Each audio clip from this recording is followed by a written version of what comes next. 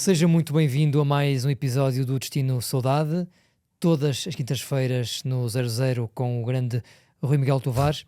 E hoje, eu e o Rui estamos em muito boa companhia para falarmos dos anos 90 em Portugal, de classe, de elegância, de técnica.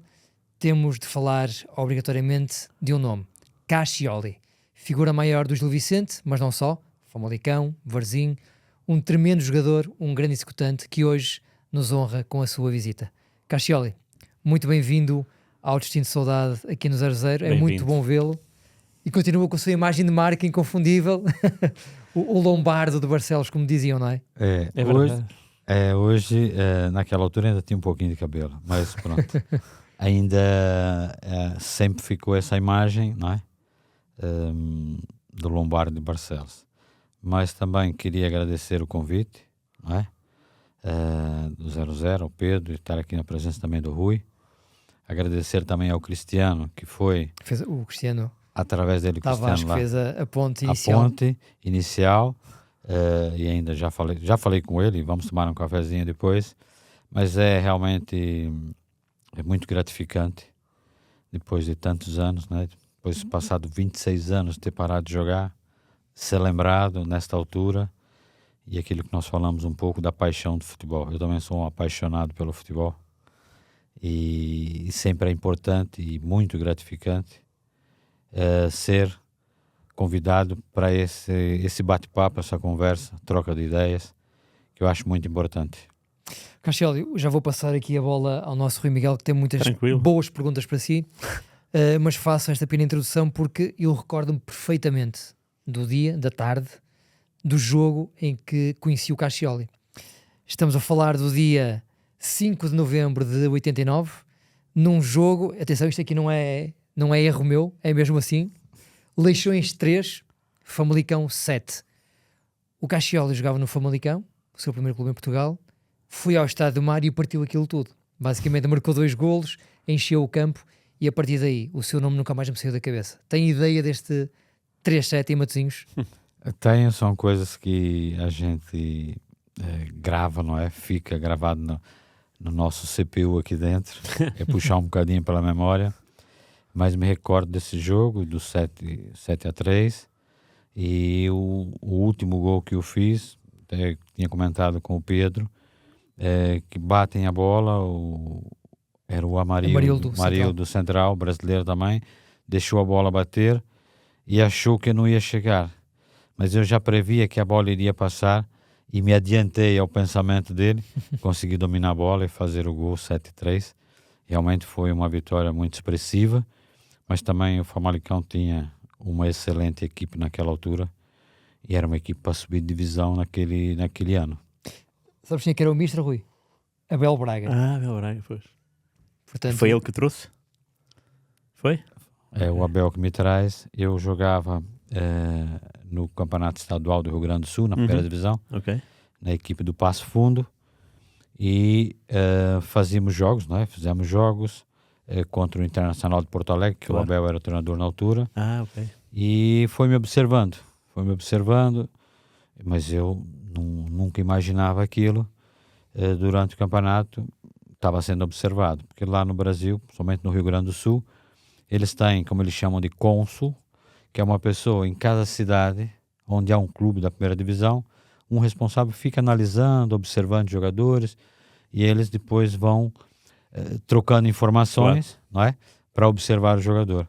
E me recordo que na altura eu morava numa residencial lá, naquela altura, e tocou o telefone, me chamaram, o gerente do banco queria falar comigo. Eu nem conta nesse banco tenho. E eu estranhei, mas pronto, atendi o telefone, e o senhor me chamou, pediu para passar no banco, eu fui lá, e quando lá cheguei, ele ligou para o Abel. Não conheci o Abel como treinador, claro, não é? Sim. E entramos em conversa, telefônica e tudo, e ele disse que vinha para o Famalicão, que precisava de um jogador, e iria me indicar, porque na altura o Famalicão tinha o João Paulo, que era um extremo esquerdo, que foi da formação do Porto. Bom jogador, sim, ele recorda. Um jogador que falavam que seria o futuro Futre. E o João Paulo teve uma lesão e através dessa lesão não pôde jogar, então precisava de um jogador com aquelas características que o Abel foi me buscar e me convidou para vir para cá. E eu vim conhecer pessoalmente o Abel aqui em Famalicão, quando cheguei a Portugal. E que tal? Onde ainda tem casa, o Abel. Já me disseram que... Já não Ah, a já não tem. tem? Já não Ah. a tem, não. Ok. Não. Julgava que sim ainda. Não, Julgava ele que- já desfez da casa ali.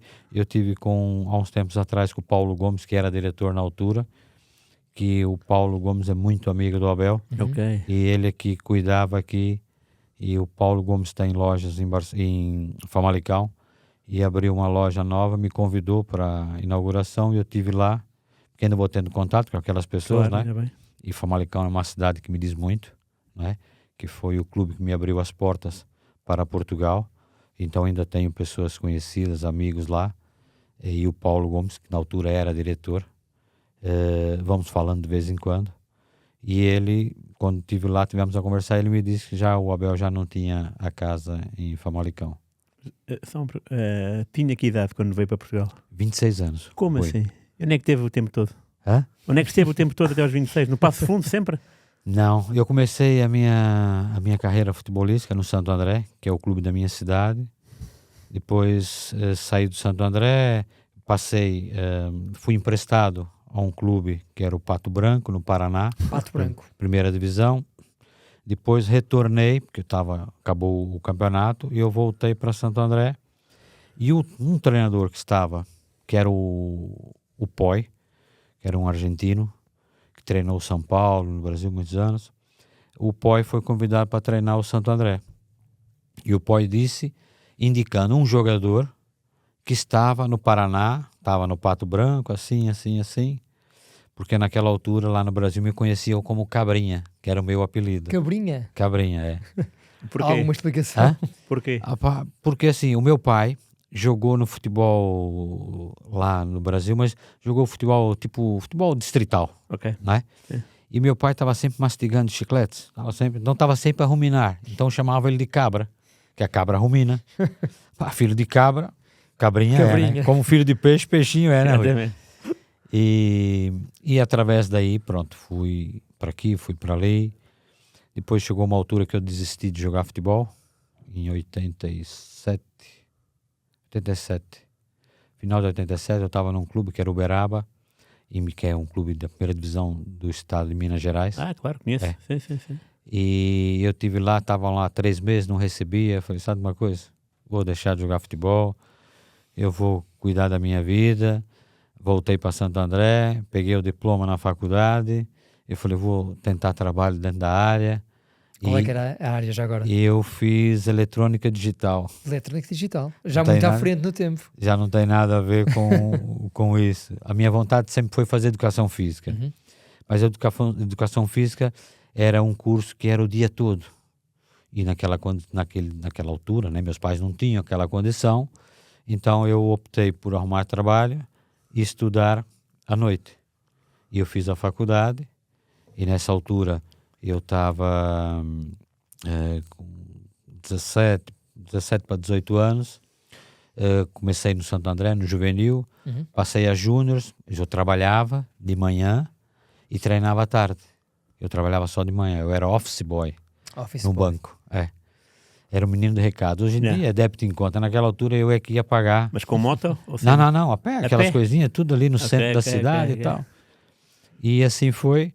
E entretanto, depois, o clube, o Santo André, pediu para que eu deixasse o trabalho, né? Me deram um salário, Uhum. e eu na altura aceitei, apesar que financeiramente não era uma coisa que compensava, mas era o meu sonho, Claro. era o meu sonho. E eu sempre acreditei, e eu apostei e segui em frente. Lógico que depois, quando passei a seniors e tudo, assinei meu contrato profissional, as coisas foram andando, fui para aqui, emprestado para ali. Só que chegou uma altura, né, nessa altura do Uberaba, eu falei, não, está muito complicado, mas eu sei que eu tenho capacidade, eu podia ir mais além, mas preciso achar um lugar que me dê oportunidade. E entretanto, quando saí do Uberaba, eu voltei para Santo André e comecei a trabalhar. E entretanto, um treinador que tinha trabalhado comigo que eu tinha trabalhado com ele, que era o Geraldo Duarte, foi para o CRB de Maceió, de Alagoas. Sei. E ligou-me e disse assim, olha, eu vou para o CRB e você vai comigo. Eu tinha trabalhado com ele um mês só. Eu falei, olha, Geraldo, eu estou numa situação assim, no Santo André, eles não me liberam, opá, não, é complicado. Eu me chateei com o presidente, porque achei que tinha que ter melhores oportunidades, eles não apostavam na formação, e me chateei, eu não vou mais me meter nisso. Deixa estar que eu trato. E o Geraldo Duarte foi, tratou de tudo, e o Santo André acabou me emprestando Ao CRB. ao CRB. E eu depois, quando saio do CRB, quero comprar o meu passe, que naquela altura tinha a lei do passe. E fui ao presidente, ele disse que não vendia o passe. E eu, se eu não me libertar, eu nunca mais vou conseguir aquilo que eu quero. E, entretanto, falei com um amigo na cidade, que tinha comércio, tinha uma certa influência, e ele foi lá no Santo André e disse, eu quero comprar o passe dele. Do Cabrinha, na altura, né? Cabrinha. Quero comprar Era o mesmo passe. esse o seu nome futebolístico, então? Lá no Brasil. Lá no Brasil Cassioli, então, é um nome desconhecido. Quando eu vim para cá. Quando eu vim para cá. Entretanto, o Geraldo consegue fazer isso e eu consegui do CRB, depois volto, não é, como eu disse, e faço a compra do meu passe através desse amigo.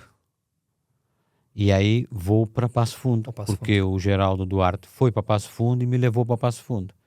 E nessa trama toda, eu de Passo Fundo venho para Portugal. E quando cheguei cá, o Carlos Janela, que era o diretor do Famalicão, me chamou e disse, Cabrinha, é assim, Cabrinha aqui é um bocado complicado, porque em Portugal tem o Cabrão, que é o, né, aquele calão esquisito.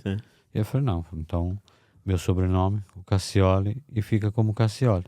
E assim foi. E a partir daí o Cassioli substitui o Cabrinha. Ainda bem. Né? Eu acho que Cassioli é nome de craque. É um nome mais sonante, não é? Claro. E um nome diferente. Claro. Além do nome em si, a careca também ajudava. É um ponto de referência, não é? E a partir daí é que começa a minha história, através do Famalicão, e graças também às pessoas que confiaram em mim, principalmente o Carlos Janela, né? Que foi uma pessoa que sempre confiou em mim. E eu também devo muito a ele, que é uma pessoa espetacular. E, em primeiro lugar, ao Abel, que acreditou naquilo que eu era capaz, não é? E hoje estou aqui contando um pouco dessa história. Nesse campeonato no estadual gaúcho, alguma vez defrontou o Scolari? Não, o Scolari nessa altura não estava, porque o Inter era treinado pelo Abel e o Grêmio era treinado pelo Cuca. Cuca. Sim. É o Cuca. E chegou a cruzar-se com o Jardel, o Paulo Nunes, ou isso é muito depois, não é? O Paulo Nunes, sim. A sério? O Paulo Nunes, sim. O Jardel ainda não, mas o Paulo Nunes, eu cheguei a cruzar, que ele estava nessa altura no Grêmio. Estava no Grêmio. Muito bem. São jogadores ainda de... Cassioli, e quando cheguei a Portugal em 89, o que é que encontra em Famalicão e no Famalicão? Ou seja, a vida, o clube, foi fácil para si, esta entrada em Portugal? Entrar em Portugal foi fácil. Agora, o primeiro mês aqui foi muito difícil. Para já eu cheguei, se não me falha a memória, eu cheguei no dia 20 de junho de 1989. Tinhas 12 anos, Rui. Sim, senhor. E entretanto, era verão, né? E eu não estava habituado a 10 horas da noite estar sol. E aquilo fazia confusão. Eu achava que era 6 horas da tarde, pronto. E na primeira semana, eu lembro-me que o Leomir, nós viemos juntos, e nós estávamos lá em Famalicão e nós íamos jantar. E nós jantávamos lá em Famalicão, no restaurante que era o Pica-Pau, mesmo no centro, na Praça Cupertino de Miranda. Só que naquela altura o restaurante 10 horas da noite estava fechado. E a gente, tá sol, tá tudo bem. Quando olhava, são 10 para as 10, vamos correr, senão a gente não tem janta, vai estar tudo fechado, então tinha que sair correndo, não sei o quê. Pronto, fomos nos habituando, né? Depois, eu vinha de uma cidade, Santo André, que já é uma cidade que tem a volta de 900 mil habitantes, mas colada a São Paulo, como Matosinhos e Porto, né? Gaia, Porto, tudo ali misturado. Habituado àquela confusão em São Paulo, muita gente, muita loucura. E você chega em Famalicão, 10 horas da noite, não se passava nada. A própria maneira das pessoas se vestirem era completamente diferente. Isso mexeu um pouco, Claro. né? E o Janela, na altura, eu tive a conversar com ele, ele falou, tem calma, é assim, você vai se habituar e tal, tenha calma, que você vai ter resultados aqui, você vai ver e tal. E assim fui acreditando e até hoje estou aqui. Rui, já viste quem estava neste plantel do Famalicão? No primeiro e no segundo ano? Repara bem, só bons rapazes. Lula, Benur e Tanta.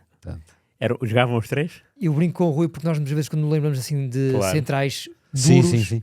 O Tanta jogava lateral esquerdo. Ok. E nós tínhamos também o Porfírio. O Porfírio Amorim. O Porfírio Amorim. Depois foi o treinador mais tarde. Ok. Também era durinho. Sim, Porfírio, uma pessoa espetacular também. Nós tínhamos o Carlos Fonseca, lateral direito, que é o pai do... Não é do Paulo Fonseca. Não. Carlos Fonseca, já vejo aqui quem é que é o pai. O filho dele jogou no Gil Vicente, agora estava no Farense, no lateral esquerdo. Carlos Fonseca. Opa. Agora esqueci o nome do filho dele. Vamos já ver isso. Era o Carlos, o Tolocha, né? Que a gente chamava o Carlos Tolocha. É o Tolocha mesmo. É o Tolocha. Tolocha. É o Tolocha, Lateral esquerdo, Tolocha. Lateral esquerda. E tinha o Tolocha, o guarda-redes era o Birigui. O Carlos... Brasileiro também. Brasileiro, o Tolocha. Tinha o Benur, o Tanta e o Benur, o Lula e o Tanta. Depois tinha o Carlos Miguel, o Leomir e eu. Depois do lado direito tinha o Williams, um brasileiro também baixinho. Sim. Depois também tinha o Vitinha, que é um rapaz de Hermesinde também. O ponta de lança era o Hassan. Hassan Fadil, marroquino, que era a figura danada. E depois tinha também o lado esquerdo, o Luiz Miguel, que até é um rapaz que parecia muito comigo. Ele também tinha assim pouco cabelo, como eu e tal, tinha olhos claros, que ele também fez formação no Porto. Ok. Era esse pessoal assim mais que a gente... nesse primeiro ano, né? Depois também veio o Cristóvão no ano a seguir, veio o Figueiredo, o guarda-redes, que é adjunto hoje do Sérgio Conceição, o treinador do guarda-redes. Vieram outras pessoas. Ferreira. O Tó Ferreira campeão também. Do mundo na altura, não é? O Tó Tinha sido campeão do mundo. Que a gente chamava de passarinho, porque ele ia para a baliza e só queria voar. E era o passarinho, E esse pessoal, o Cristóvão, que também fez formação no Benfica. O Menado, o Argelino, bom jogador, recordas-te? Sim. Muito bom jogador. Que era impressionante. Batia com o pé direito, com o pé esquerdo, e não tinha diferença. E nós tínhamos um livro na entrada da área, consoante o lado que era, parava-se a bola, ficava 2 jogadores, um de cada lado, e ele só indicava se ia bater com o pé direito ou com o pé esquerdo. E só parava a bola, ou o pé esquerdo ou o pé direito. Para ele era o pé que estava mais à mão, né? Como costuma-se dizer. O Cassioli é esquerdino. Sou esquerdino. Mas do pé direito? O pé direito funciona? Funciona. Ainda bem. Engraçado é o pé direito. Eu, quando estava no Santo André, meu primeiro ano de seniors, tinha um central, que era o Neto, que jogou no Santos muitos anos, já estava em final de carreira, ainda jogou com o Pelé. E ele dizia que eu tinha que aprender a chutar com o pé direito. Muito bem. Tem que aprender, mas Neto, como é que eu vou fazer? Vem cá. E ele acabava os treinos, ele pegava uma bola, essas bolas medicinal, de 5 quilos, dizendo cá, colocava na parede e eu tinha que ficar chutando com o pé direito assim, com a parte interna, batendo, vai começar a bater desse jeito. E eu ficava lá 10 minutos, depois do treino, ele ficava com o meu lado. E eu batia, depois agora põe uma bola normal. E eu ficava lá com a bola normal. Agora vais ali e vai chutar a bola para mim. E eu ficava chutando. A partir daí é que eu comecei a usar o pé direito. Curioso. Claro. Coisa Rui, que a gente não esquece. Este dado é incrível de facto. Nas 38 jornadas do campeonato 90-91, o Cassioli não perdeu um único segundo. 90 minutos do princípio ao fim do campeonato. É quase impossível um jogador de campo ter estes números. Como é que isto era possível, Castiel? Pois é isso. Nem amarelos, 3 amarelinhos só na especial, 7 É. golos. 7 golos esse ano. E quando eu cheguei em Famalicão... Era o menino querido do Abel Braga mesmo. Então, eu fui muito bem aceito pela minha forma de estar dentro do campo. Eu sempre fui uma pessoa de lutar muito, de nunca desacreditar, sempre acreditar. O último lance, todo lance que disputava era como se fosse o último do jogo, e eu caí na graça também dos adeptos, não é? Pela forma de estar dentro do campo, que é aquele jogador que suava a camisola, não é? E isso foi, né? Cada vez mais, depois estava sempre presente. Não tinha lesões? Não tinha lesões porque treinava bastante, eu me dedicava demais aos treinos, tanto que no início, na altura, fizemos um teste de Cooper, no início da época, naquela altura, fazia o teste de Cooper, e o Zé Augusto perguntou para o Abel assim, quem é esse careca doido aí? Esse que não... E o Duarte, que era adjunto também, que também foi jogador no Famalicão, o Duarte dizia que eu adorava errar um passe para ter que correr atrás da bola outra vez. Isso é muito bom. E esse ano foi realmente, se não me falha a memória, foram 37 jogos, 34 do campeonato e mais 3 da taça. Foram os jogos que nós fizemos. Vou-lhe dizer ao certo, foram 38 jogos no campeonato, todos? 38, sim. Todos no campeonato. E foram mais 3 na taça, acho que foram. Na taça, aparece-me aqui no 0-0 o oitavos de final contra o Porto, 1-0, Famalicão 0, Porto 1, também faz os 90 minutos. Não me aparece aqui mais nenhum jogo, não sei se está mais para trás. Não, não foi, são 38, 39 jogos. Exatamente, Então é isso, 39 jogos. Foi a época que o jogador que mais jogos, mais minutos fez no Famalicão. Castiel, no final desta temporada, desta boa época, é contratado pelo Braga. Sim, pelo Braga. Tem alguma coisa a ver com estes 2 golos que marcou o Braga logo no início? Não, por sinal foi... e nessa altura, eu sou sondado pelo Braga, como também fui sondado pelo Boa Vista. Um grande Boa Vista, não é? Naquela altura. Só que naquela altura tinha a questão dos estrangeiros. E eram considerados estrangeiros. Naquela altura só podia ter 6 estrangeiros em cada plantel. 4 que tinham que ficar na ficha e 2 ficavam de fora. Então, nessa altura, eles estavam naturalizando jogadores. Claro. E havia aquelas naturalizações assim, Um bocadinho a... relâmpago, não é? O jogador saía do Brasil português, chegava aqui, saía do Brasil brasileiro, quando chegava aqui já era português. E havia aqueles casamentos. Por conveniência, sim. E na altura propuseram, eu falei, não. Propuseram um casamento por conveniência a Castiel.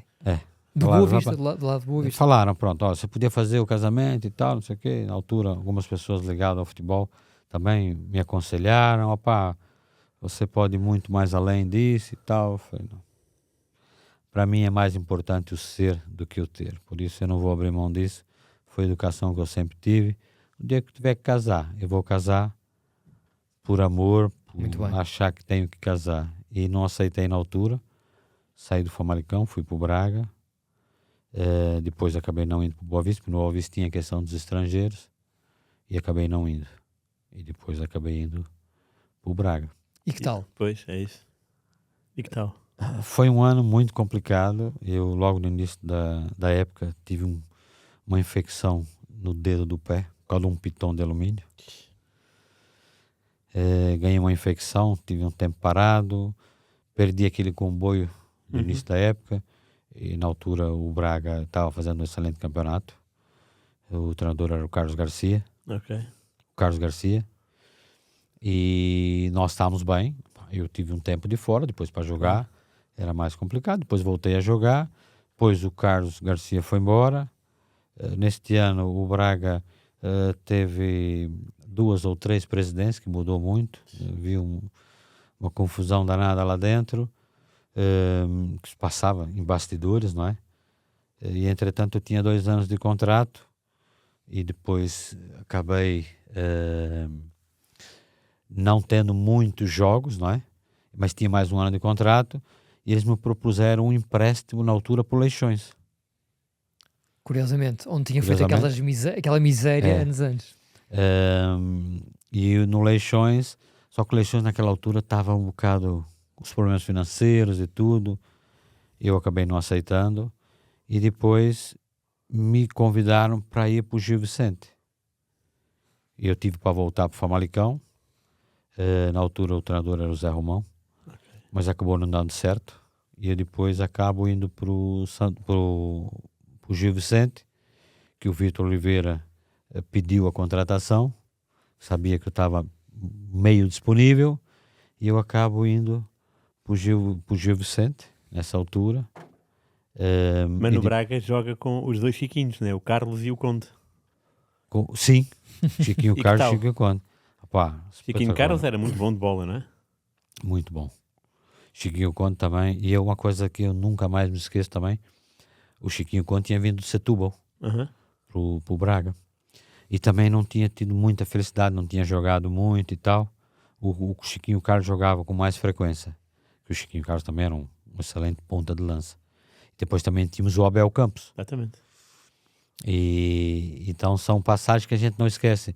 E lembro que naquela altura estavam fazendo obras no balneário, e o Abel Campos estava tomando banho, e o Fernando Pires chega lá, tinha lá, o balneário estava mesmo em obras, e o Fernando Pires pega numa pedra assim, para brincar, não sei com quem, e faz que vai atirar e solta a pedra para trás. A pedra cai no pé do Abel Campos, cortou-lhe o dedo.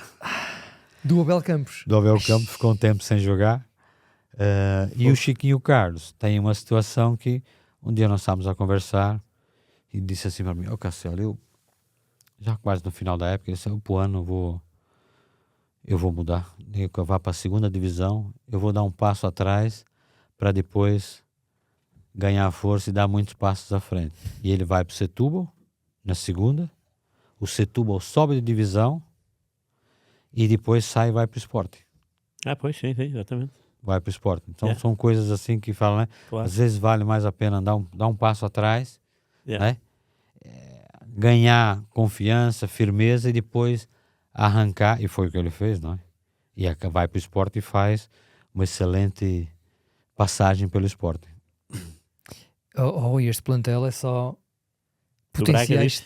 Exatamente. Então. Carlos Carvalhal, Carvalhal. Ei, Carvalhal. ok, boa. lateral direito, central. O Central, Carvalhal Central. Era bom? Era.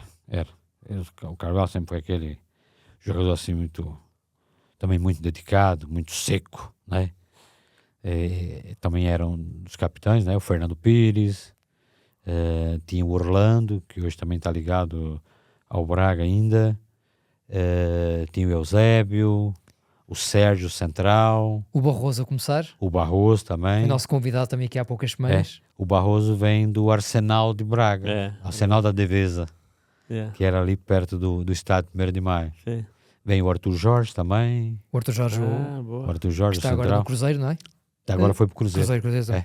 O João Pedro Sousa O João Pedro, sim, que foi o treinador, era muito treinou o jovem. Famalicão, que foi o adjunto do Marco Silva. do Marco Silva. Marco Silva também. E como é que era jogar no 1º de Maio? É um estádio diferente, ou não? É um estádio mítico. É um estádio mítico, vê todo aquele Arsenal em pedra, né? Em pedra. É bom, não Em é? pedra, realmente é. E fui algumas vezes lá com pessoas da família que vieram do Brasil, levava, sempre olhavam, ficavam impressionados, né? Com a imponência do estádio, Claro. mesmo sendo um estádio com todos aqueles anos, né? Acho que hoje o estádio do Braga, né? É uma pedreira também, né? O Sim, estádio da É pedreira. verdade. Tem outra exuberância. Pronto, nós estamos falando de outros tempos, não é? Mas naquela altura, o estádio 1º de Maio comparava-se ao estádio nacional, né? Certo, sim. Tem uma É semelhança, isso. né? O Mas são Cassioli estádios- jogou alguma vez no Jamor? No Jamor nunca tive. Nem como espectador, nada. Não, nem como espectador. Ei. No Jamor, Tem de Não lá ir. tive a felicidade de ir numa final, Pois, Vale claro. a pena, né? vale a A pena. taça, mas é um estádio mítico, não é? Mas é um estádio que eu nunca lá entrei, por sinal é uma coisa que ainda hei de fazê-lo. Tem que ser. É. E porquê o Gil? Então, Castelo, na altura, porquê é que escolheu o Gil? Com esses convites todos. O Leixões, como eu tinha dito, tinha aquela situação, pronto, estava atravessando uma nova fase, e eu preferi não arriscar. Depois também era um clube que estava na divisão de honra na altura, né? Depois teve a situação do Famalicão, que era um clube que eu gostaria de ter voltado, mas também não houve condições, porque eu também no Braga não tinha feito muitos jogos, não é? Não tinha tido a regularidade como tinha tido no Famalicão, e também na altura o treinador, que era o Zé Romão, né? Achou por bem, não tinha outras opções e tal, tudo bem, amigos na mesma e siga. E depois vou pro Gil, e chego no Gil, começo a treinar no Gil, eu já tinha rescindido o contrato com o Braga, e começo a treinar no Gil. Passado uma semana, ligam de Braga, porque pediram a transferência, e o Braga não dava a transferência. Eles queriam me colocar no negócio do Zé Nuno, do guarda-redes e do lateral direito. Ok. E eu disse, não, eu fiz um acordo com o Braga, rescindi o meu contrato, não é? Mais um ano de contrato que eu tinha, e não tem nada a ver, eu agora estou ligado a uma situação que não tem nada a ver comigo. E eles e tal, e o Vitor chegou para mim e falou, olha, a situação está assim. E eu falei, Vitor, não há problema nenhum, deixa estar que eu vou resolvê-la. E eu vou lá. E eu fui lá, e na altura falei com o seu Oliveira, que era o diretor de futebol. Seu Oliveira, eu vim cá me apresentar, porque pelo que dizem, eu sou jogador do Braga, então eu tenho que treinar. Eu quero saber como é que eu vou fazer. Eu falei, não, seu Oliveira. Quando eu assinei a rescisão de contrato, disseram que iam colocar a transferência na F de Braga. Só que não a colocaram, e agora estão exigindo que o Gil pague ao Braga para que eu vá para lá. Isso não tem nexo nenhum, porque não foi esse o acordo que nós fizemos. E para mim, eu assinei a rescisão e estava tudo certo. E agora vieram com essa conversa, eu falei, então desculpa, nesse caso, se não entrego a liberação, eu sou atleta do Braga.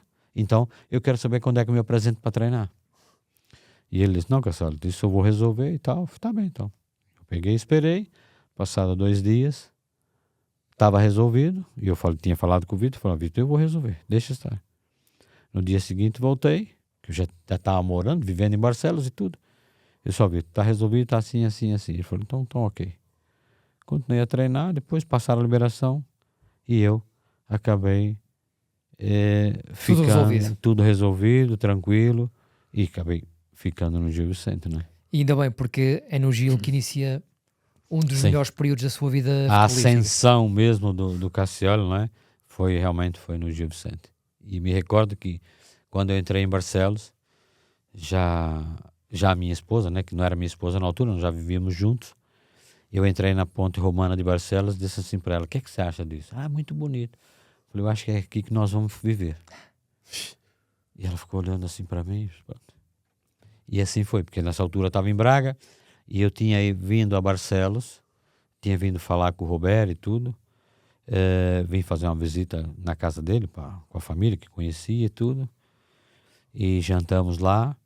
O Roberto, que era seu empresário? O Roberto foi o empresário, ele era empresário do Famalicão. Ok. Foi ele que fez a minha transferência do Brasil para cá. Muito bem. E depois do Famalicão para o Braga. Foi ele que tratou de tudo. Depois em Barcelos, fui eu que, através de um amigo do Vitor Oliveira, que também mexia com futebol, me contactou e acabamos fazendo a negociação toda, né? E a verdade é que em 2026 vive em Barcelos. Ainda vive em Barcelos. Não se enganou. Não. E depois dizem, né, em Barcelos tem o Dom Barroso, e dizem que quem bebe a água da fonte Dom Barroso nunca mais sai de lá.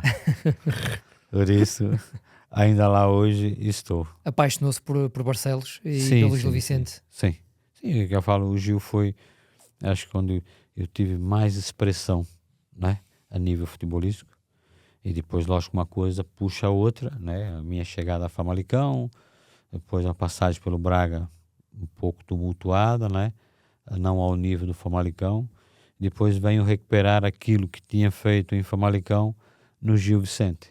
E isso realmente foi, para mim, muito gratificante, de poder responder a aquilo que as pessoas esperavam do Cassioli. E diga uma coisa, como é que viu a chegada meteórica do Drulovic? É um rapaz que chega para treinar a experiência, não é? Da guerra. Ele vem fugido da guerra, ele sai da Jugoslávia, vai para a Alemanha. Ok. E da Alemanha eles conseguem vir para Portugal. Você lembra disso? Lembro. É sério? Lembro porque quando o Drulovic chegou, o Drulovic morava na mesma rua que eu. E nós morávamos ali perto do campo. Da minha casa ao campo eram para ir 10 minutos a pé. E muitas vezes a gente ia a pé Claro. para o treino. E quando o Drulovic chegou, ele tinha uma pessoa que era intérprete. Era uma portuguesa que era casada com um jugoslavo. E ela trabalhou na embaixada portuguesa na Jugoslávia. E até já faleceu. E, entretanto, o Drulo morava na mesma rua. Nós morávamos a 100 metros de distância um do outro. Eu morava aqui, ele morava aqui. Então, eu dizia para ele, olha, amanhã eu passo ali e vamos juntos. Então, eu saía e vinha com ele e íamos para o campo. Só que o Drulovic não falava, só falava jugoslavo. Pois. E eu falava o português, pá, dava assim um toque ou outro de inglês e tentava falar com ele, mas era complicado. E a gente ia nas mímicas e tal, pronto. Falávamos o futebolês. Claro. E íamos para o campo, voltávamos juntos, fomos pegando uma afinidade. Depois acabava o treino e a gente pedia ao Vitor se podia ficar mais um pouco no campo e tal. Porque havia treinadores naquela altura que acabava o treino, tem que todo mundo balneário, não deixa e tal. Então a gente pediu ao Vitor e eu ficava com o Drulovic. Ele ficava de um lado, eu ficava do outro, ficávamos fazendo passe, 20, 30 metros, e apostávamos que a bola não podia sair de um certo perímetro próximo a nós.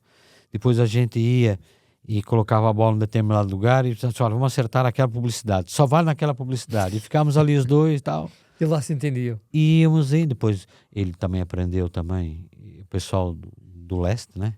Também tem facilidade em aprender línguas. Sim, é verdade.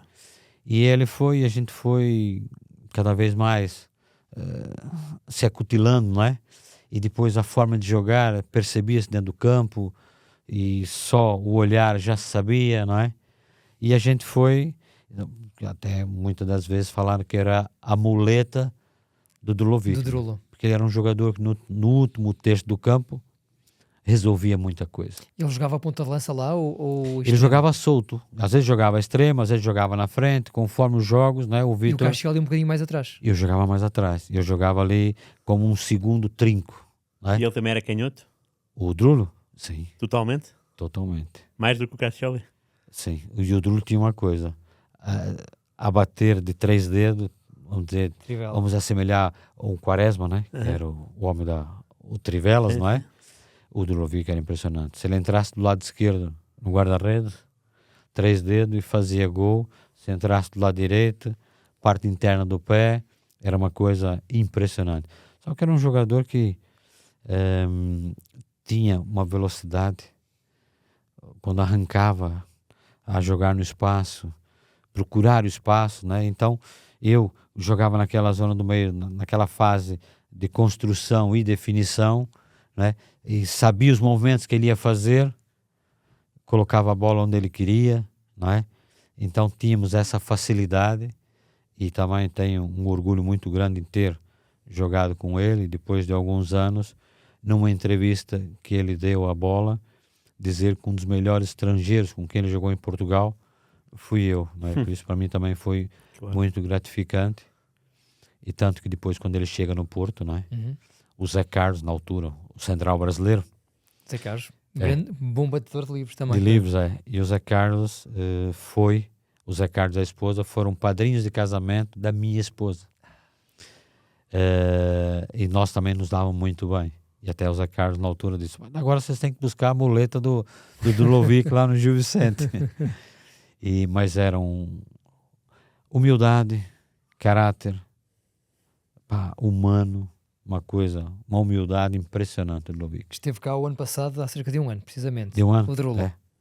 E a última vez que eu estive com ele foi num jogo amigável lá em Barcelos, que ele foi fazer comentários, porque a Jugoslávia veio jogar cá, porque a Jugoslávia no Euro ficou aqui nesta zona, na zona de Barcelos, Braga ali, que ia jogar em Braga e treinava às vezes lá no campo do Gil Vicente, no estádio novo, não é? Então tivemos essa ligação, foi a última vez que eu tive com ele, já faz muitos anos, mas é uma pessoa espetacular. Muito simpático. Oh, Rui, estás a imaginar tu a ser jogador do Gil com o Cascioli e se chegaram à experiência um jogador como o Drlovic? É verdade. Imagina a cara de Vítor Oliveira. Quando viram, e depois tem aquela história, né, que a princípio o Drlovic iria para o Benfica. Estava tudo certo para o Drlovic ir para o Benfica. E há uma assembleia no Gil Vicente, em dezembro, e o pessoal de Barcelos estava muito mais ligado ao Porto que ao Benfica, não é? E entretanto, na assembleia, no dia da assembleia, soube-se, porque o Drlovic foi depois, na altura, comprado por uns empresários de Barcelos, que investiram na compra do passe. Sim. E depois negociaram, que eles eram os investidores, acabaram negociando o Drlovic com o Porto. E tinha tudo certo para ir para o Benfica. E o presidente, na altura, o seu Cirineu, ficou possesso e saiu naquele dia da Assembleia. E aí o presidente saiu, depois houve uma comissão administrativa, que era o presidente da Assembleia. Por causa disso. Por causa disso, assume, não é? E depois vem o Francisco Dias, já mais à frente, que é o pai do Rui hoje. Do atual presidente do atual Gil. presidente do Gil Vicente, é. Oh, Rui, tens uma memória já fresca do Cascioli no Gil Vicente? Sim, claro. Tenho. Muito. Que imagem guardas deste senhor? É o aspecto físico, né? Não havia muitos na altura, não é? Portanto, na televisão era diferente, marcava a diferença. E depois também lembro-me que era muitas vezes eleito o melhor em campo nos jornais. E portanto, quando na altura do jornal trissemannário aparecer o nome muitas vezes causava furor, não é? Então era sempre nos títulos das equipas era sempre, ou quase sempre, o Cascioli. Então lembro-me desse registro jornalístico, sobretudo. Queria saber se, em matéria de golos, se tem assim algum que vem mais rápido à cabeça. Sim, tem. Que é um jogo em Barcelos, que é Gil Vicente Marítimo. E esse gol está entre os 10 melhores da época. Ok. É o 9º gol, os 10 melhores, que é um gol... já tinha no jogo feito 2 remates à baliza, que era uma coisa que eu gostava muito. De longa distância, não tinha problemas. E já tinha feito 2 remates, um tinha batido na barra, outro tinha passado perto. E a terceira foi de vez. Um ressalto, eu domino a bola, vai uns 30 metros da baliza, ajeito, chuto, e a bola sobe, depois cai de repente. O guarda-redes era o Everton. Estou a ver agora aqui. E o guarda-redes, o Everton, até no final do jogo, disse: ele viu a bola subindo tanto, ele sai assim, vira-se, porque foi no gol onde tem a bancada coberta, que agora já não existe mais o estádio, né? Foi demolido. Infelizmente, foi demolido, porque eu da sala do apartamento eu conseguia... Vi o Adelino Ribeiro Novo. Adelino Ribeiro Novo. E o Everton sai assim para ir pegar a bola, quando ele olha, a bola está dentro do gol. Que a bola sobe e cai e entra mesmo no ângulo. Nós ganhamos esse jogo de 1-0. Era o Paulo Autuori, o treinador. Exatamente. E o Marítimo, nessa altura, já tinha uma boa equipa, não é? Inclusive tinha o Heitor, aquele lateral, que batia aqueles livros cheios de efeito, veneno. né? E esse é um gol que realmente fica na memória. E depois tem os 2 gols quando em Famalicão, no último jogo do campeonato, na primeira divisão, que foi o ano do alargamento, que ficaram 20 clubes na primeira divisão nesse ano. E nós jogávamos contra o Belenense e precisávamos ganhar o jogo para não depender de ninguém. E mantínhamos na primeira divisão. E jogamos contra o Belenense. E no intervalo, o Leomir sai, que era o batedor de pênalti oficial. O Leomir sai ao pênalti a nosso favor. Eu era o cobrador, depois do Leomir. O guarda-redes era o Pedro Espinha. E eu ajeitei a bola. Eu estou aqui a seguir tudo e está a bater tudo certo. Eu ajeitei a bola, vim para trás, fiquei na risca da grande área e numa fração de segundo, o estádio estava gente saindo, como a gente costuma dizer, pela boca do ladrão. Uma coisa impressionante. O estádio Famalicão levava muita gente. E eu vou para a bola e olho assim para o Pedro Espinha, e em frações de segundo rodou assim a época toda na minha cabeça. E eu disse assim, eu não posso falhar. Olha só esse estádio como é que está. Depender deste momento, não é? De uma época toda. E é o último jogo do campeonato. Eu fui, bati, fiz o gol. Fizemos 1-0. Depois faço 2-0. E depois ainda faço o passo para o Menado fazer o 3-0. E inclusive essa história está contada no livro do Famalicão, dos 85 anos. Quando eles também me convidaram em 2016, foi? 2016, acho que foi. E eu sou convidado também para pertencer à festa como um dos jogadores mais emblemáticos desses 85 anos, porque tinha muitos que já tinham falecido, mas fui escolhido e o Zé Romão foi o treinador escolhido desses anos todos para representar os treinadores e eu representar os jogadores. Um orgulho, não é? Castelo. É uma coisa assim imensurável. Chegamos ao fim da primeira parte desta conversa maravilhosa com o Cascioli. Na próxima semana, quinta-feira, a partir das 9 horas, vamos à parte 2.